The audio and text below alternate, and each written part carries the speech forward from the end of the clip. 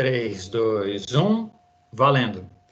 Boa noite, então, pessoal, mais uma vez. Professor Érico Pagotto aqui com vocês, e essa é a nossa disciplina de processos logísticos. Estamos aqui de volta para mais um encontro com o pessoal de ADM e logística. Na aula de hoje, a gente está indo lá para a sessão... Vamos lá. Estamos indo lá para a sessão 3 da unidade 4. Na aula de hoje, a gente vai falar sobre desempenho logístico e como medi-lo. Na aula passada, no nosso encontro da semana passada, a gente discutiu bastante o conceito de valor para o cliente. A gente viu como é que a logística pode agregar valor para um cliente. Então, a gente viu que o valor para o cliente é uma questão subjetiva, mas do ponto de vista logístico, ele está relacionado à capacidade da gente prestar um bom serviço para os nossos clientes. Pensando aí em clientes tanto internos, da própria empresa, da própria fábrica, como para o cliente externo. Então, uma indústria que abastece um supermercado, ou mesmo em alguns casos o consumidor final. A gente discutiu também o que é nível de serviço. Nível de serviço é a quantidade de serviço, o nível de especialização que a gente pode promover para um serviço, e isso constitui quase como se fosse um cardápio de opções de produtos e serviços que a gente pode oferecer para um determinado cliente. E aí, quanto mais diversificado for esse nosso portfólio, mais interessante, porque aí a gente pode atender uma gama de clientes maior, desde uma Ferrari até um Fusquinha. Nesses dois extremos, a gente pode ter uma gama bastante ampla de produtos e serviços e qualidades e fechar pacotes diferentes que atendam às diferentes necessidades de cada cliente especificamente. E aí eu dei o exemplo para vocês dos 8 R's da logística, que soma, vamos dizer assim, todos os valores agregados que podem ser agregados ao cliente pela logística, que ele pode reconhecer, então, como aquilo que melhor se encaixa nas suas necessidades técnicas e nas necessidades financeiras também. Acho que vale a pena a gente dar uma passada novamente naquela questão dos 8 R's, que a gente falou um pouco rápido na semana passada. Vamos retomar, fazer uma rápida revisão. Então, esses 8 R's vêm de uma expressão em inglês, né, onde o R significa right, de certo. Então, o primeiro R é o right material, o material certo. O cliente quer receber aquilo que ele comprou e não algum outro produto que ele eventualmente venha, que ele receba por engano ou com outra especificação técnica diferente da que ele fez. Right quantity, que é a quantidade correta. Então, se o cliente comprou 5 caixas de leite desnatado, ele não pode receber 5 caixas de leite comum, né? Material certo. Então, 5 caixas de leite desnatado são 5 caixas de leite desnatado. Right quantity significa que ele vai receber 5 caixas e não 4 caixas. Right quality significa a qualidade justa. A gente entende que o nível de atendimento de um cliente está relacionado ao custo dos serviços prestados. Então, eu posso mandar um produto ser entregue de bicicleta ou eu posso mandar ele ser entregue de avião. A diferença é não só a velocidade de entrega, mas a relação custo-benefício. Então, quando eu estou falando de right quality, eu estou falando da qualidade dos serviços prestados em relação à expectativa de custo para o cliente. Right place significa lugar certo, o lugar onde o cliente vai receber o produto. O cliente precisa receber o produto no lugar identificado. Quando o cliente tem que se deslocar para retirar o produto de algum lugar, isso a gente está deixando de agregar um valor ali. Então, right place significa ele receber o produto no local correto onde foi especificado. E, além do local, tem a variável do tempo também, né? O right time. Right time é na hora correta. E isso é particularmente interessante, importante, para as empresas que trabalham no just in time, como a gente já comentou em algumas aulas atrás também. A filosofia do just in time vem lá da filosofia toyotista japonesa, que a gente já estudou. A ideia é minimizar os custos com estoque, porque ao invés de estocar o produto nas suas próprias dependências, no seu próprio armazém logístico, a empresa estoca no lombo do caminhão, né? O produto é estocado em movimento. Então, ela não tem um estoque físico e ela recebe o produto no momento em que ele vai ser utilizado na linha de produção. Às vezes já desce do lombo do caminhão direto na linha de produção. Right method significa um método adequado, o método do serviço prestado, do serviço logístico. Então, por exemplo, isso está muito relacionado a questões da informação do produto, etiquetagem, embalagem, rastreamento. Então, tudo isso é levado em consideração como método de entrega ou da prestação dos serviços logísticos. Aliás, não só da entrega, né? O endereçamento precisa estar correto desde o momento em que o produto vai lá para o armazém logístico, vai para o CD, ele precisa ter um endereçamento completo e correto, porque um produto sem endereçamento em um CD é um produto perdido para sempre. Depois vem o sétimo R, que é o Right Cost, ou seja, o preço justo, o custo justo, o preço que o cliente paga e o custo a ser contabilizado na prestação daquele serviço ou na entrega daquele produto. Então, o right cost está muito relacionado ao right quality, que a gente falou agora há pouco, né? A questão do custo-benefício. E, por último, o right impression, que é a impressão que o serviço causa, que a empresa causa, que o produto entregue causa.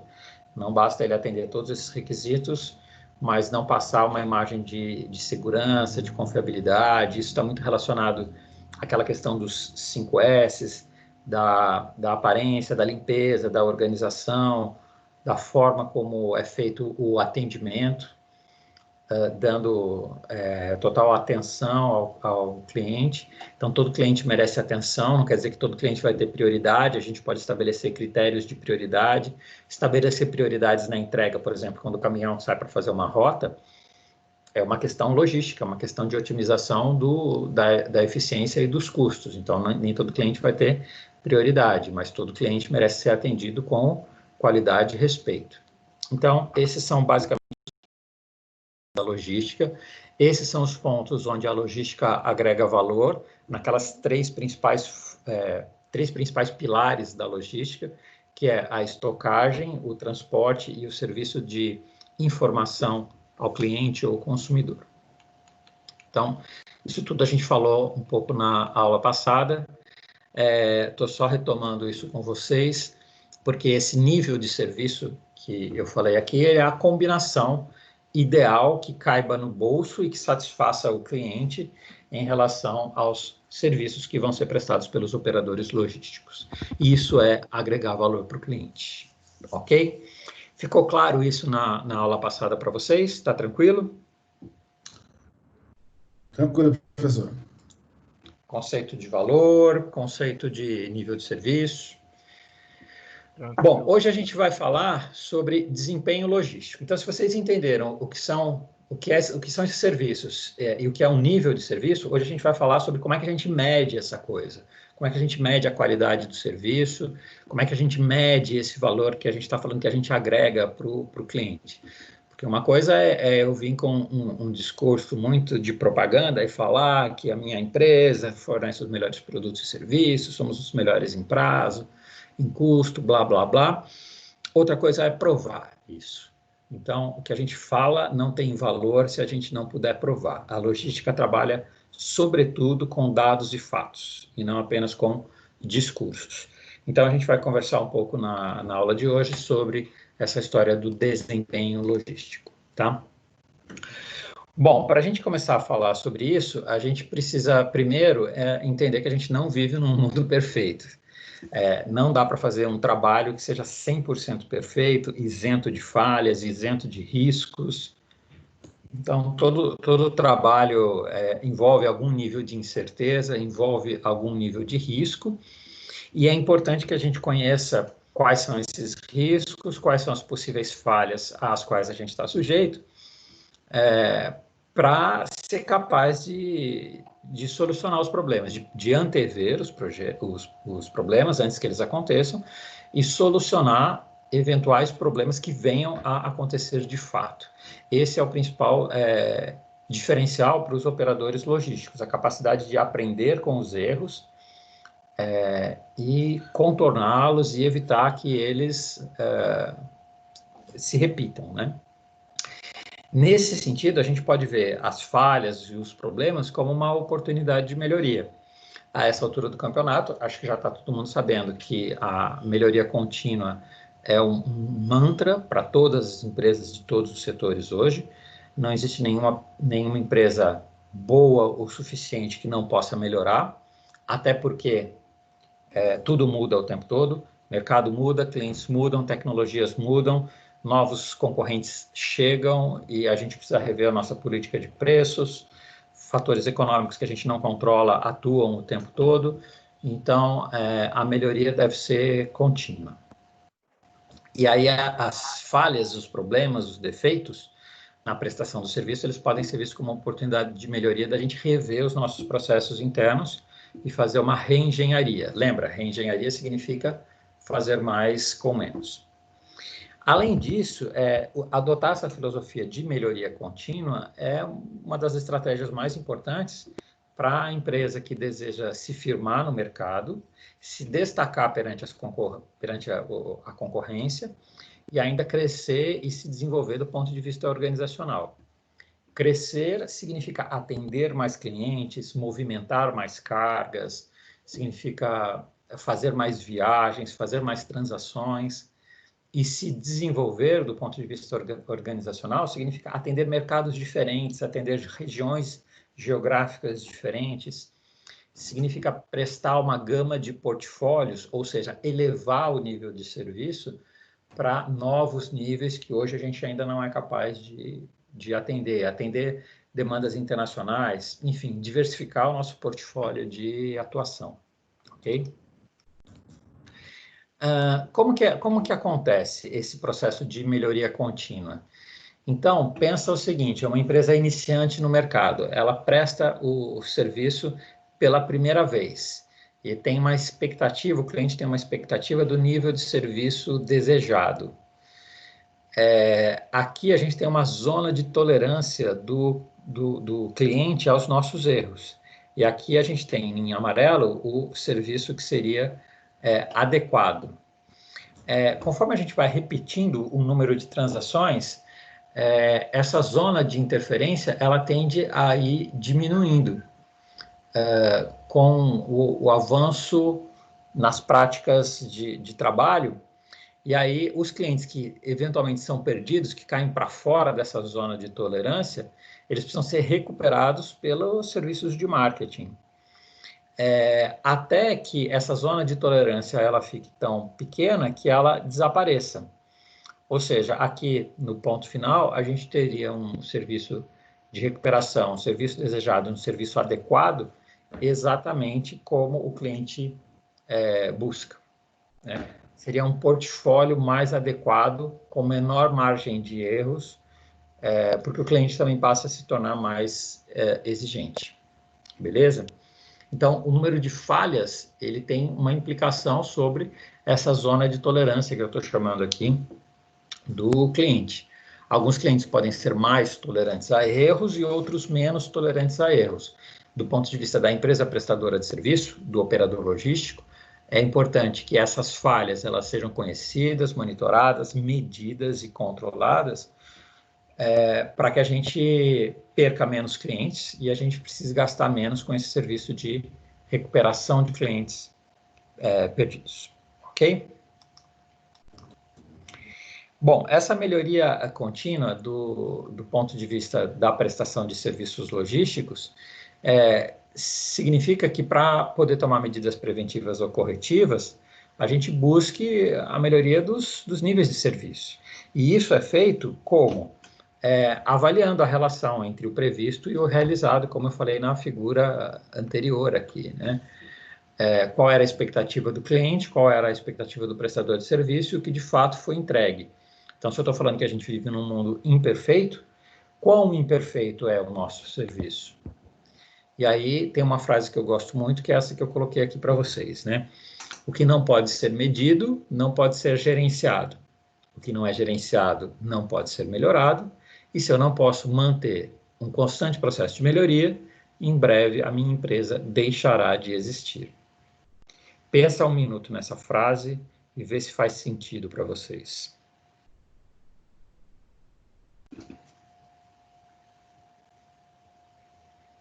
O que não pode ser medido, não pode ser gerenciado, o que não é gerenciado não pode ser melhorado, e se eu não posso manter um constante processo de melhorias, em breve eu vou perder mercado para o cliente, para o concorrente. Vou deixar de existir. Faz sentido essa frase para vocês? Opa, sim. E aí a gente pode cair numa questão que é a seguinte, né? Então eu vou medir tudo que acontece na minha empresa? Tudo eu vou medir? O que eu vou medir e o que eu não vou medir? Né?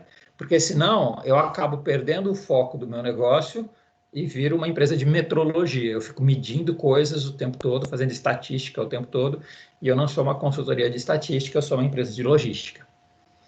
Né? Então a gente precisa... qual é a linha de corte para dizer o que a gente vai medir?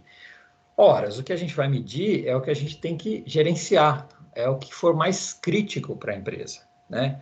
O que precisa ser medido e controlado, botei alguns exemplos aqui, né? Primeiro, as expectativas de crescimento da empresa, os planos e metas num horizonte futuro, isso de uma perspectiva mais estratégica. Depois, claro, o nível de serviço prestado ao cliente, porque se o cliente está insatisfeito, isso vai ter uma repercussão comercial sobre a minha empresa, vou perder clientes. Preciso ter uma medição, um controle sobre os resultados obtidos. O que é resultado? Resultado pode ser resultado da perspectiva financeira, se a minha empresa está em lucros crescentes ou em lucros decrescentes, mas também resultados para o cliente. Número de pedidos perfeitos entregues, percentual de produtos entregues de pedidos entregues com problemas. Ou seja, basicamente o que eu tenho que medir é aquilo que agrega valor para o cliente para garantir a sustentabilidade comercial da minha empresa. E aí essas medições, essas coisas a serem medidas, elas são medidas por meio de indicadores. Então, se eu falo, por exemplo, percentual de clientes satisfeitos, é um indicador, é um ótimo indicador do meu desempenho comercial, como eu estou falando para vocês, né? Tem um termo técnico em logística para indicador, que é KPI. Alguém já ouviu falar de KPI? O que é um KPI? KPI é uma expressão bem do jargão da logística. KPI significa Key Performance Indicator, que, traduzindo para o nosso bom português, a gente pode dizer como indicador-chave de performance, ou indicador-chave de qualidade, de satisfação, ok? Nesse sentido, o que são esses KPIs? KPIs são indicadores, e indicadores do quê? Desses pontos que eu acabei de dizer para vocês. Planos e metas, níveis de serviços prestados, resultados obtidos, entre outros fatores. Vou falar nos slides adiante, vou dar alguns exemplos mais técnicos de alguns KPIs. Antes da gente mergulhar nos indicadores, objetivamente, vale a pena a gente dizer que os indicadores eles podem ter dois âmbitos, duas esferas de atuação. Uma esfera que está relacionada ao ambiente interno da empresa, ou seja, são aqueles indicadores que monitoram o desempenho dos processos internos, por exemplo, a quantidade de peças no estoque, quanto tempo o produto permanece no estoque até ser comercializado, se houve ruptura, qual o percentual de ruptura. Lembrando que ruptura para a logística significa o seguinte: faltou o produto. O cliente está lá no supermercado querendo comprar aquele produto, ele foi lá para pegar aquele produto e falhou. Não tem aquele produto na gôndola. Se o cliente chega lá e não tem o produto que ele quer, da marca que ele quer, na quantidade, tamanho, cor, sabor que ele quer, duas coisas podem acontecer. Primeira, ele volta para casa frustrado, e aí você não fatura, não vendeu aquele produto.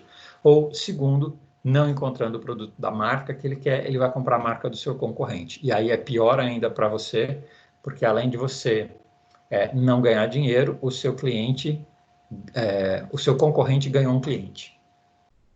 E o segundo âmbito de indicadores é o âmbito externo, que no âmbito externo, no ambiente externo, a gente tem os nossos prestadores de serviços. Então, são todos os prestadores de serviços que geralmente são terceirizados.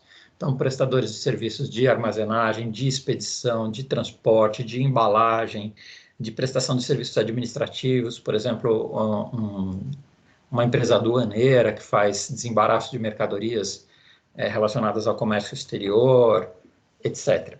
E aí a gente pode ter diversos indicadores para medir a qualidade de serviço desses prestadores também. Então, por exemplo, se eu estou falando de uma empresa transportadora, o número ou percentual de entregas feitas no prazo. Se eu estou falando de tempo de reabastecimento do fornecedor, eu estou falando da indústria que abastece, por exemplo, o meu supermercado. Quanto tempo ele leva para reabastecer com esses produtos que estão sendo demandados pelo mercado, ok? A gente precisa pensar nessa questão da importância dos KPIs, né? Então, os KPIs, eles são... Bom, primeiro, eles podem acontecer em qualquer nível organizacional. Lembra aquela pirâmide que eu sempre falo para vocês? Nível estratégico, nível tático e nível operacional. Lá no estratégico a gente tem diretores, presidentes, no nível tático a gente tem os gerentes departamentais e no nível operacional a gente tem o pessoal de chão de fábrica ali que dá duro, né, os soldados rasos. Tipos de indicadores do nível estratégico, KPIs estratégicos. Crescimento de mercado, cobertura geográfica, atendimento ao plano de metas do período anterior, expectativas de crescimento no mercado, número de patentes que uma empresa tem, etc. São indicadores que dão uma ideia da visão de longo prazo da empresa. Indicadores do nível tático, indicadores gerenciais. Então, indicadores de marketing, número de clientes, número de pedidos, faturamento. Indicadores do setor de produção, número de peças produzidas, número de peças entregues, número de falhas na produção, número de ausências da equipe da produção, rotatividade de funcionários, nível operacional. Aí a gente pode ter falhas nos processos produtivos, né? Número de vezes que aquela máquina falhou, quantidade de combustível, quantidade de energia demandada em um determinado processo de fabricação, combustível consumido na etapa de transporte, etc. Então vejam que a gente tem vários tipos de indicadores para os diferentes níveis organizacionais. Para que servem esses indicadores? Esses indicadores, claro, eles servem para medir o nível de serviço e a qualidade com que os serviços são prestados. Eles servem basicamente para a gente encontrar falhas, encontrar problemas, encontrar processos que não estão rodando muito bem. Então, o indicador ele é tão mais valioso quanto mais vermelho, vamos dizer assim, quanto mais vermelho ele aparecer nas medições. Então, eu trabalho como consultor também, às vezes eu chego lá nas empresas, é muito comum nas empresas os indicadores estarem todos verdes, né? E aí o pessoal gosta de colocar isso lá no quadro, né? Na entrada da empresa, eles gostam de colocar os indicadores de qualidade da empresa. Aí você olha os gráficos lá, tudo no verdinho, tudo bonitinho. E aí, eu não falo nada, mas a gente pensa, né? Cara, um indicador que está sempre verde é uma perda de tempo, é um desperdício de tempo e de dinheiro das pessoas. Vocês concordam? Sim, sim. Porque se o indicador está sempre no verde, significa que aquele processo não dá problema. E se aquele processo não dá problema, por que você está pensando em medir ele? Será que não tem um outro processo mais crítico, que causa mais problema, que ocorre maior número de falhas naquele processo? Você está falando então que a gente não... oportunidade de melhorias, né? Exato, claro, exato. Né? Então você está falando que não precisa mais medir? Estou falando isso. Basicamente, estou falando que não precisa mais medir. Quando a empresa estabelece os seus KPIs, estabelece os seus indicadores, ela usa esse critério que eu estou falando de medir os processos, esse critério aqui, ó, que eu estou falando para vocês, de medir o que agrega valor para o cliente, certo? E o que agrega valor no cliente em um determinado momento pode ser uma coisa, mas em outro momento pode ser outra coisa. Ou então, ela mapeou um indicador que estava crítico, e aí a atuação contínua sobre melhoria, treinamento pessoal, trocou a máquina, melhorou processos e tal. A melhoria contínua fez aquele indicador crescer, e aí por isso que ele está sempre no verde. Se ele está sempre no verde, você não precisa mais medir. Troca, tira esse indicador do seu painel, lá do seu quadro de indicadores, tira esse indicador e bota outro no lugar que você acha crítico. E se for o caso mais para frente, substitui novamente. O que importa é que o indicador, ele te ajude a monitorar e controlar falhas. É para isso que serve o indicador, para medir problemas. O indicador que está sempre verde é uma inutilidade. O Érico, a curvatura ABC, a gente pode, quer dizer, assim, é uma dúvida, né? Eu posso interpretar ela como também um indicador, como um KPI? Ou não? Então, a curva pode, teoricamente pode. Eu nunca vi, para falar a verdade, né, curva ABC sendo utilizada para medição de qualidade. É que a curva ABC, geralmente, ela é mais utilizada para gestão de estoque, porque ela dá uma noção da importância, em termos financeiros ou em quantidade, para determinadas faixas de produto, né? A gente já estudou, acho que você lembra disso. Sim. Classificação, né? Mas a questão é a seguinte, por que eu perguntei isso, né? Eu vejo a curvatura ABC, a curva ABC, né? Eu posso estar errado, mas assim, eu vejo ela como um integrador entre vendas e estoque, digamos assim, é o que eu vejo, né? Então, vamos dizer assim, o KPI eu vejo que também é usado para medir performance de equipe. Então, também não sei se estou certo em pensar assim, mas eu vejo que a curva ABC entre estoque e vendas, eles andam meio que adjacentes ali. Por isso que essa é a minha dúvida, de ser um KPI ou não. Não, então, sim, você está correto, eles andam juntos. Agora, eu estou pensando aqui o seguinte, existem processos que eles são muito críticos, mas eles não são processos caros. Eles não são processos caros. Certo. E aí, talvez, a curva ABC não fosse a melhor ferramenta para você medir.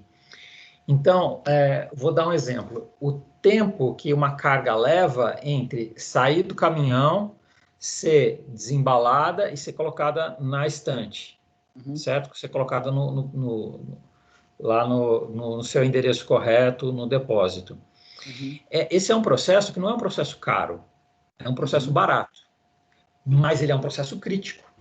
Se eu for usar uma curva ABC, talvez ela vá colocar esse processo, né, na classe C.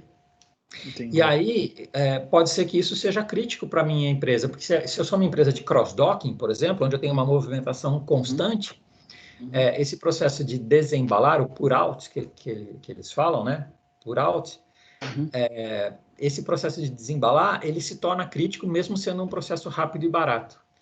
Então, eu prefiro pensar nos KPIs mais assim menos pelo custo e mais pela importância que ele tem dentro do processo logístico. Não sei se faz sentido isso que eu estou falando. Faz sim. Indicador de performance, no caso, como fala, né? Tratativa isso. Do trabalho, tratativa do serviço prestado. Isso. Tá. Eventualmente, a gente pode até usar a curva ABC para algumas questões, mas eu não diria que daria para a gente sempre usar a curva ABC, porque tem esses processos críticos que eu estou falando para você, que não estão relacionados ao fluxo financeiro, né? Que são questões mais operacionais mesmo. Ishikawa, por exemplo, eu posso então usar de repente como medidor KPI? Não. Ishikawa não é para isso. Não. Ishikawa... O Ishikawa, na verdade, ele é uma ferramenta que visa rastrear a origem do erro, né? O erro você pode usar como um KPI, mas o Ishikawa não. Você vai ter um KPI, por exemplo, de quantas vezes você usou o Ishikawa? Não faz muito sentido.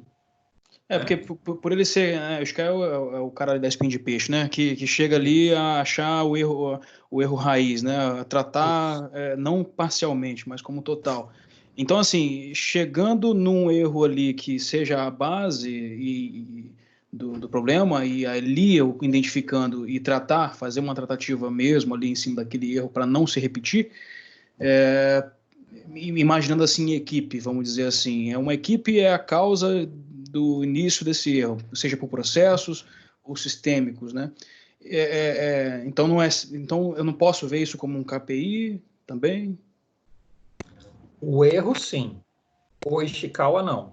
O Ishikawa é uma técnica para outra finalidade. O Ishikawa é uma técnica para monitorar rastreabilidade. Entendi. Não vejo o Ishikawa como um KPI. Tá? Agora clareou, fez sentido. Tá? Eu vou trazer... Tem uma tabela com vários KPIs que eu vou mostrar já para vocês. E aí a gente vai discutir bastante alguns exemplos mais práticos. Ok? Beleza. Vamos lá. Onde eu estava falando dos indicadores que sempre estão verdes, né? Que eles não são importantes para a gente. Então, e uma coisa importante é a questão dos processos, né? Que a gente conversou bastante lá na apresentação do Vinícius aquele dia.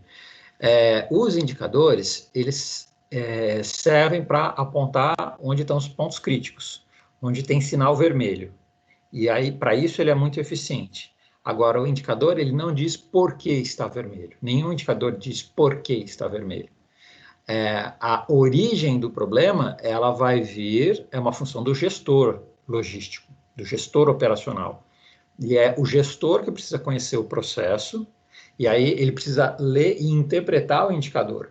Porque interpretar o indicador vai fazer ele chegar à possível causa raiz. E aí sim entra o diagrama Ishikawa que a gente estava falando, né? Por que esse indicador está sempre vermelho? Por que está sempre vermelho? Aí você faz o Ishikawa e vê, é a máquina que está dando problema? Não, a máquina está em manutenção.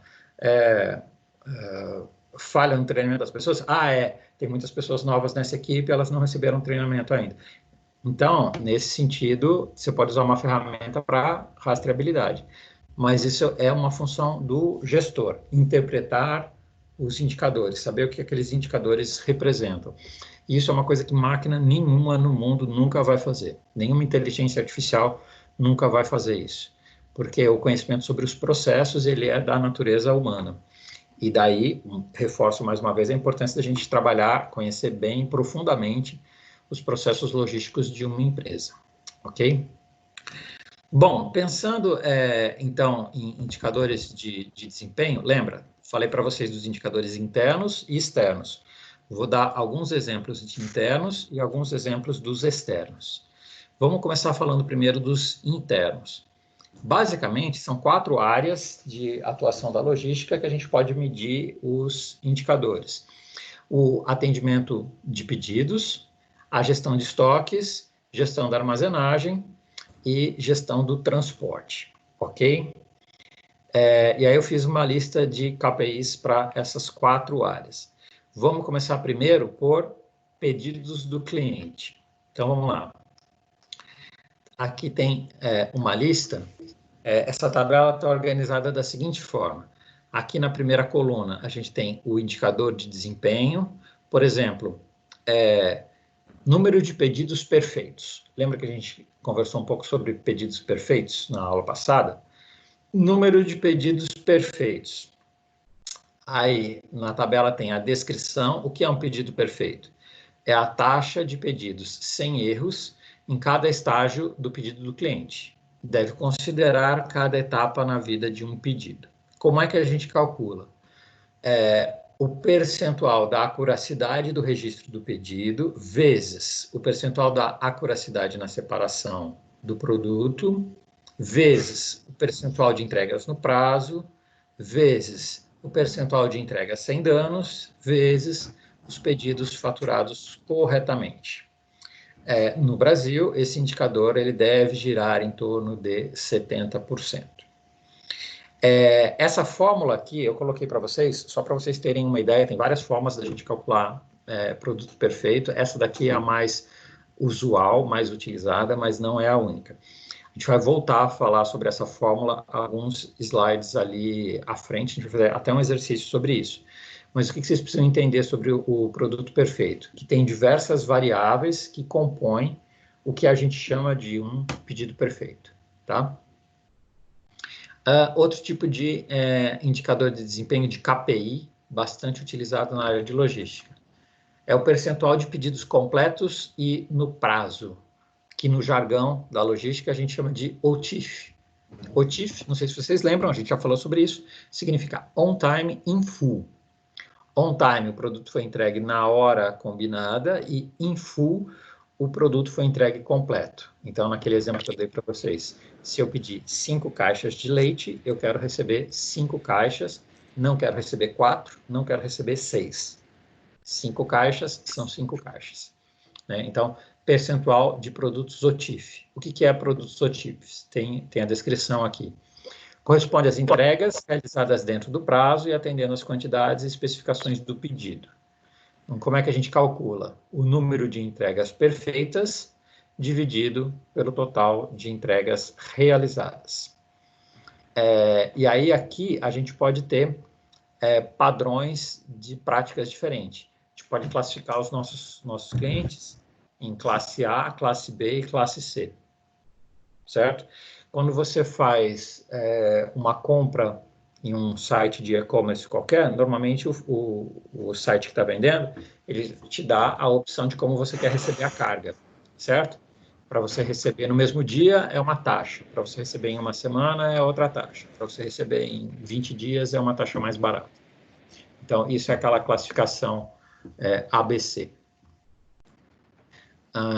Vamos lá. Então, o pedido OTIF, geralmente, ele varia em índices entre 90% a 95% ou até 75%. Mas então significa que pode ter 75%, apenas 75% de produtos OTIF, então pode ter 25% de produtos que não são entregues completos? Pode, porque em alguns casos, se você não vai ter condição de entregar o produto completo, às vezes o cliente prefere receber uma entrega parcial do que ficar sem nada. Então, se você está entregando 500 pneus para a GM montar um veículo e você não tem 500, você tem 499, você entrega os 499, porque pelo menos ela vai conseguir montar 99 carros. Beleza? Outros exemplos de indicadores. Então, por exemplo, percentual de entregas no prazo, ou on-time delivery, né? Produtos que foram entregues dentro do prazo. Taxa aceitável, geralmente de 95% a 98%. Taxa de atendimento do produto, 99,5%. Tempo de ciclo do pedido. O que é tempo do ciclo do pedido? É o que a gente faz no iFood. Depois que você faz um pedido no iFood e que autoriza, depois que você coloca o pedido, tem o processo de autorizar o pagamento, preparar o prato, embalar, botar no motoboy, o motoboy entrar na sua casa, chegar na sua casa e clicar OK, dizendo que o produto foi entregue e entregar na sua mão.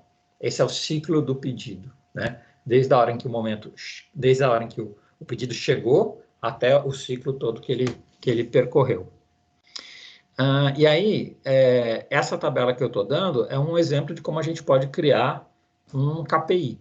A gente pode criar qualquer outro KPI, além desses que eu estou mostrando aqui para vocês, mas é legal colocar a descrição, como que esse produto é calculado e qual que é, vamos dizer assim, a meta. Okay? A meta de desempenho. Então, nesse daqui a meta é 70%, nesse aqui a meta é 98%, nesse aqui é 99%, nesse aqui são 24 horas. Então, é a meta a ser buscada, que, claro, vai variar de empresa para empresa, de caso a caso. Alguém tinha me chamado e ia perguntar alguma coisa? Será que eu cortei alguém? Professor, não sei se alguém ia falar, mas eu tenho uma dúvida, eu queria que você me esclarecesse. Vamos lá. Você dá aula para a gente e tudo mais, você já trabalhou nessa área? Você é dessa área mesmo? Chegou a trabalhar com essa área aqui? Porque você fala com tanto detalhe, eu nunca trabalhei com essa área e você já é dessa área mesmo? Sim. Eu trabalhei, na verdade, durante mais de 10 anos em uma empresa de desenvolvimento de sistemas. E lá a gente trabalhava no desenvolvimento de sistemas de rastreabilidade de cargas. Então, eu tinha contato com vários fornecedores. Além disso, eu trabalhei com logística reversa durante bastante tempo. Trabalhei com educação ambiental voltada para a logística reversa, né, que é a minha área de formação original, né? Eu sou formado em ecologia, e essas duas áreas de eficiência e de logística reversa são duas áreas que eu atuo já há algum tempo. Legal, porque a pergunta é a seguinte agora, já entendendo que o senhor é da área, fica mais fácil eu ter essa liberdade de perguntar isso. Esse procedimento que você coloca para a gente de logística, com todas essas ferramentas e com todo esse procedimento que a gente está estudando, que pode ser utilizado essas ferramentas, isso não esbarra quando eu chego lá na parte do financeiro, que isso tudo querendo ou não, primeiro, antes de eu levantar um projeto desse, mostrar de repente para uma empresa que está entrando nessa parte de entrega de produtos e tudo mais, ou quer mudar o seu layout de entrega da sua produção, você esbarra lá no financeiro. E isso aí, de repente, ele fala, não, ó, você está precisando de tantos mil, eu tenho só 50% desse valor para você fazer esse mesmo trabalho. Não esbarra, e acaba que a gente tem que, com essa história de fazer muito com pouco, não fica um serviço ruim de repente, ou acaba esbarrando em alguma área que você fica devendo. Não acontece muito isso na empresa? Então, na verdade, é quase o contrário disso, Adson, porque tem uma pressão constante sobre as empresas para redução de custo. Na empresa, tudo gira em torno de redução de custo e eficiência de processos. Então, isso faz com que, às vezes, uma empresa faça um investimento num sistema de informação gerencial que custe relativamente caro, se ela enxerga que, no longo prazo, a economia que ela vai ter com a implantação daquele sistema vai trazer uma melhoria para ela em termos de eficiência, performance, em termos de adquirir mais clientes. Pensa, por exemplo, numa certificação de qualidade. Não sei se você já acompanhou, você sabe o que é ISO 9000, por exemplo, que é a certificação de qualidade. Sim. Uma certificação de qualidade é um processo que custa caro. E ele, inicialmente, dá mais despesa do que lucro para uma empresa. Até ele ser totalmente implantado, e um ciclo de implantação de um selo ISO 9000 não costuma demorar menos do que um ano. Dependendo do tamanho da empresa, são vários anos. Para implantar, não estou falando nem para recertificar. E isso muda os processos, e isso atrapalha. Lá na palestra do Vinícius, ele falou para a gente, né? Quando você vai implantar um SAP, no começo todo mundo reclama, porque atrapalha, atrasa, muda os processos, as pessoas ficam bravas. Mas depois que implanta um SAP, depois que implanta um sistema de qualidade, depois que implanta um sistema como esse de KPIs, de monitoramento de indicadores, depois que implanta, o ganho que você tem é tão grande que ele se paga, né? Então, não existe barreiras do ponto de vista financeiro. Claro, a empresa não vai dar um passo maior que a perna. Se ela não pode comprar uma Ferrari, você tem que ter um Porsche ali para oferecer, entendeu?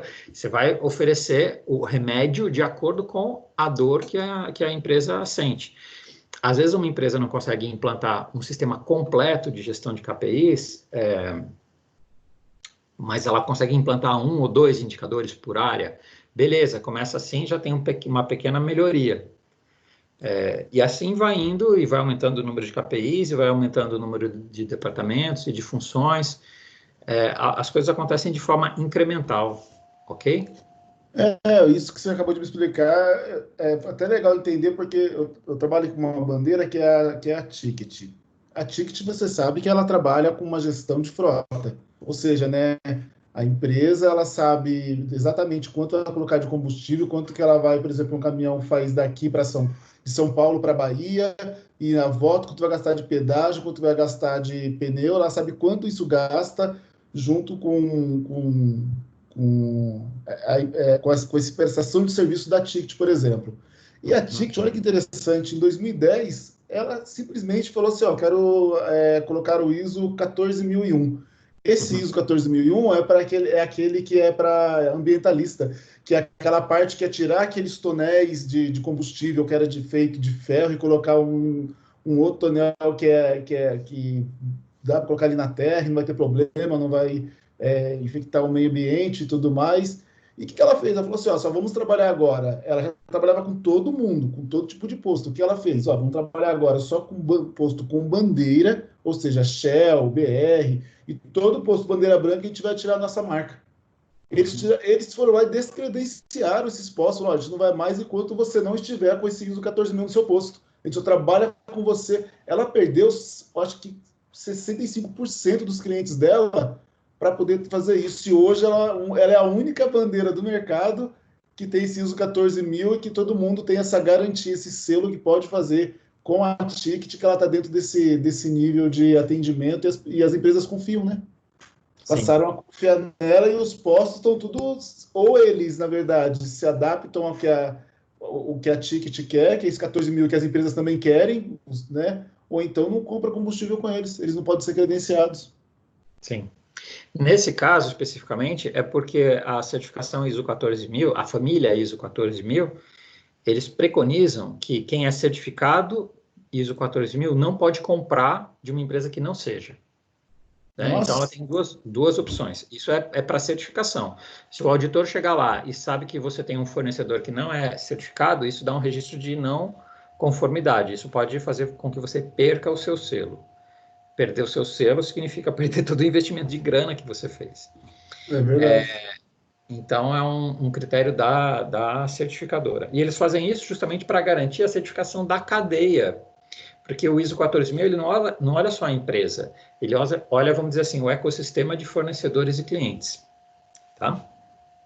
Muito então, legal. nesse caso, ele está falando de um KPI, né? Um KPI de qualidade ambiental.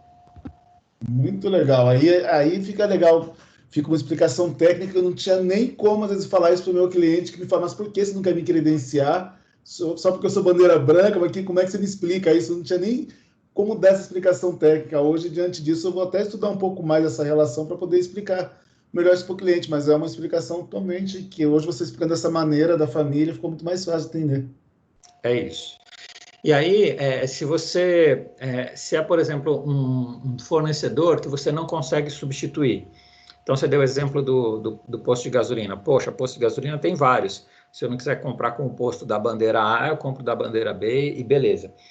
Agora, pensa, por exemplo, alguma coisa que tenha fornecedor, que seja difícil se arrumar fornecedor para algum produto que só aquele cara faz. Sei lá, os fornecedores da Embraer, que ela não tem muitas opções de fornecedores para determinados itens, né? E aí, o que ela vai fazer? Ela não certifica? Não. Aí, o que o auditor pode fazer é abrir uma exceção de ter uma empresa não certificada ISO 14000 fornecendo para uma certificada, desde que a empresa certificada, no caso a Embraer, esteja ajudando o processo de certificação ISO 14000 deste fornecedor especificamente, tá? Então, isso acaba criando, vamos dizer assim, um novo padrão de mercado. Olha, a partir de hoje, quem quiser fornecer para a Embraer, estou dando um exemplo hipotético, tá? Todo mundo que quiser fornecer para a Embraer vai ter que passar por esse processo de certificação da cadeia. E aí isso vira um novo padrão para a indústria aeronáutica como um todo. Todos os outros fabricantes vão ter que seguir esse mesmo padrão e os fornecedores também vão ser obrigados a se certificar, porque senão daqui a pouco eles não vão ter para quem vender os seus produtos. E aí isso também está baseado numa filosofia de melhoria contínua. A empresa maior, a Embraer, está melhorando, mas ela está levando junto os seus fornecedores, certo? Muito legal, viu? Muito interessante essa maneira de trabalhar. Só que o mercado, uma cadeia toda tem que se profissionalizar junto, porque um depende do outro, né? Então não tem jeito, né? Um tem que vir puxando o outro. Exato, exato. É isso. Vamos voltar lá.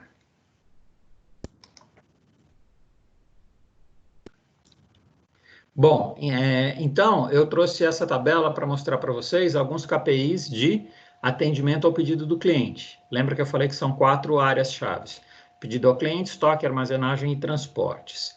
Vamos para o próximo, que é a gestão de estoques. Tem um KPI chamado Dock to Stock Time. O que é isso? É o tempo que leva o produto para sair da doca e ir para o estoque. Aquilo que eu estava falando agora há pouco para vocês, né? Tem aqui a definição. É o tempo da mercadoria da doca, do recebimento, até sua armazenagem física lá na prateleira, né? Na estante. Outros consideram da doca até a armazenagem física e seu registro nos sistemas de controle. Né? Então, não basta só ele estar na estante, ele precisa estar cadastrado no sistema online também. Como que é a fórmula para calcular isso? Então, é o tempo, em minutos ou segundos, da doca ao estoque ou a disponibilização do item para venda. Porque o cara que está lá no balcão, ele só vai poder vender quando ele tiver aquele produto lá na prateleira. Então, vamos supor, eu posso estabelecer uma métrica de 99,9% no mesmo dia. Todos os produtos que chegam têm que estar na prateleira. 99,9% dos produtos que chegam têm que estar disponíveis para venda no mesmo dia. A curacidade do inventário. Isso é super importante para quem faz gestão de estoque, né? A curacidade do inventário. O que é isso? Corresponde à diferença entre o estoque físico e a informação contábil dos estoques. Então, o seu número lá no financeiro está falando que você tem 100 unidades, quando você chega lá na estante para pegar, você tem só 95. Cadê esses 5 que estão faltando? Como é que a gente mede isso? Então, é o estoque físico atual por unidade, né? SKU. SKU significa Stock Keeping Units, ou seja, unidades únicas, pacotes, né? Pacotes no estoque, dividido pelo estoque contábil ou estoque reportado. Nesse caso, quando a gente pega a quantidade real e divide pela quantidade no sistema, o que a gente está calculando? Uma porcentagem. Então, se eu falo que eu tenho 100 e eu tenho 95, então eu tenho 5% de erro na acuracidade do meu inventário. Beleza? E aqui eu tenho vários outros indicadores que eu vou pedir para vocês darem uma olhada depois lá no livro para acompanhar, que eu quero dar pelo menos uma pincelada em cada um dos estoques, não vou ficar lendo a tabela aqui não, senão a Francisca vai dormir e depois ela vai me xingar porque eu dou aula muito chata. Ô, louco, professor. Tô brincando. Volta lá. Terceiro conjunto de indicadores. Produtividade do armazém. Então, por exemplo, número de pedidos por hora. O que é o número de pedidos por hora? Ele mede a quantidade de pedidos separados e embalados, acondicionados por hora. Também pode ser medido por linha de produtos ou por itens de produto. Como que a gente calcula isso? Número de pedidos separados dividido pelo número de produtos embalados, dividido pelo número de horas trabalhadas. Ok? Então, isso dá uma ideia de quantos produtos a gente consegue embalar com aquela quantidade de funcionários. Tempo médio de carga. Olha só, tempo médio de carga. O que é isso? É o tempo... ele mede o tempo de permanência dos veículos de transporte nas docas, de recebimento e de expedição. Então, do momento que o caminhão encosta ali na doca, quanto tempo leva para carregar. Então, como que a gente calcula isso? A hora de saída menos a hora de entrada. E essa diferença aí vai dar o tempo médio que os caminhões ficaram parados lá. Alguém já trabalhou com carga e descarga de caminhão? Opa. Quem? Deixa eu ver. Eu. Isso. Ah, então. E aí, Vinícius, como é que é? É correria, não é? Fala pra gente. Bastante, Vida louca. Bastante. O fato de conferir, né, ainda mais quando é tradicional ali a entrada de mercadoria, quando você tem que ticar por mão, que infelizmente hoje ainda é grande realidade, é complicado, correria. Tinha indicador para isso lá no local onde você trabalhava? Indicador de tempo de carregamento? De carregamento, né, nos lugares que eu trabalhei, que foi em Porto, e do último eu trabalhei aí no Eldorado, né? Estagiei aí numa empresa. Bom, em Porto, em relação à indicação de carregamento, são peso carregado por hora dentro de um navio, né? Então, em X horas deve se carregar aí, sei lá, em uma hora se carrega 16.200 toneladas. Se for menos que isso, não consegue finalizar a operação dentro de 2 dias, digamos assim, de um navio completo. Então, digamos que esse seja um indicador. Em relação a caminhão, quando eu trabalhei no Adorado, em relação à saída de vendas, né, no caso, operação de pedidos, na hora de sair, se até 9 horas da manhã os pedidos do dia anterior, após 4 horas, por exemplo, não fossem todos carregados até 9 horas da manhã, não era atendido aí as rotas, né, do dia seguinte. Então, digamos assim que esses dois sejam indicadores aí. Então, interessante você comentar isso, né? Desculpa, você ia concluir? Não, já concluí. Pode ficar à vontade. É interessante você comentar isso, porque talvez tenha pessoas aqui que não saibam, mas o navio, ele tem um período, um tempo específico que ele pode ficar lá atracado. E aí, passou esse tempo, ele tem que zarpar, ele não pode ficar... Multa, né? Multa no porto, na verdade. Se ele ficar no porto ali, ele é multa no porto e... Na verdade, ele não sai até que a mercadoria não esteja carregada. Isso serve para mineral e para container também. Assim, o navio, quando chega num porto, qualquer navio, o capitão do navio, o imediato do navio, ele fala, olha, eu quero sair daqui do porto com 17,5 de fundura de calado, né? Então, esses 17,5 de fundura, você pensa em peso. X peso dá 17,5 metros de fundura. Se essa fundura não for alcançada, o navio não sai. Até por questões de segurança também, né, em alto mar.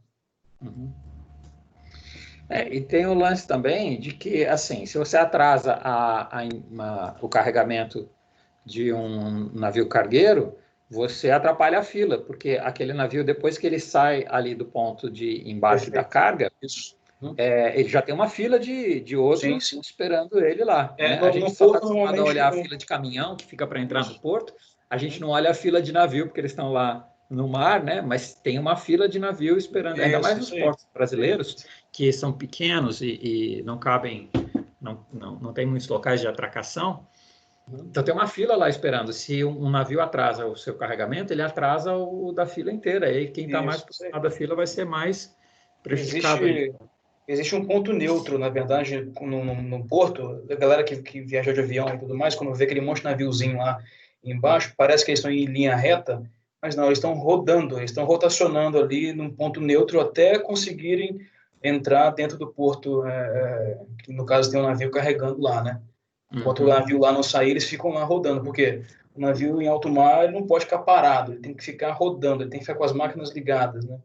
Então isso aí, se um lá atrasar no porto, isso aí. É igual caminhão, né? Caminhão é a mesma coisa. Ele tem uma doca seca, digamos assim, material doca seca, tudo isso implementa, né, na espera de chegada de material. Bom, o que mais que a gente tem aqui de KPI interessante da armazenagem? Utilização de equipamentos de movimentação. Isso aqui vai um pouco no sentido daquilo que o Adson estava falando, de quanto que o investimento vale a pena. Então, esse aqui é um indicador que é bastante interessante para a gente aferir isso, né? Se o investimento em equipamentos vale a pena ou não, se está na hora de eu trocar uma tecnologia ou não. O que é esse KPI? Ele mede a utilização dos equipamentos de movimentação de carga disponíveis em uma determinada operação. Guincho, paleteira, aqueles transelevadores, enfim, diversos tipos de materiais. Os transelevadores, por exemplo, eles já são todos informatizados, então eles já registram nos seus sistemas computadorizados quantas viagens ele fez, qual foi a distância percorrida, né? E aí você pode fazer um cálculo do número de horas em operação dividido pelo número total de horas disponível para uso. Uma máquina dessas, hoje em dia, um transelevador, ele pode ficar disponível 24 horas por dia para ficar trabalhando, né? E se você está usando ele pouco tempo, pode ser um indicador de que aquele equipamento está subalocado. Ou superalocado se tiver um volume muito grande de cargas movimentadas, e aí isso pode ser um indicador de que você precise de adquirir um outro equipamento, né? Então, esses indicadores eles vão ajudando a gente a tomar decisões financeiras, inclusive, né, de investimento em determinadas tecnologias. Ok? Em média, o valor padrão de mercado, o uso intensivo é de, no mínimo, 95%. No mínimo, para vocês terem uma ideia, né? Deu para ter uma ideia desses KPIs aqui, galera? O último que eu vou falar para vocês, deixa eu ver se é o último. O último. Daí a gente faz um intervalinho. Indicadores de desempenho de transporte. Por exemplo, eu posso ter um indicador que são os custos de transporte como um percentual de vendas, né? O que é isso? Ele mostra a participação dos custos de transporte nas vendas totais.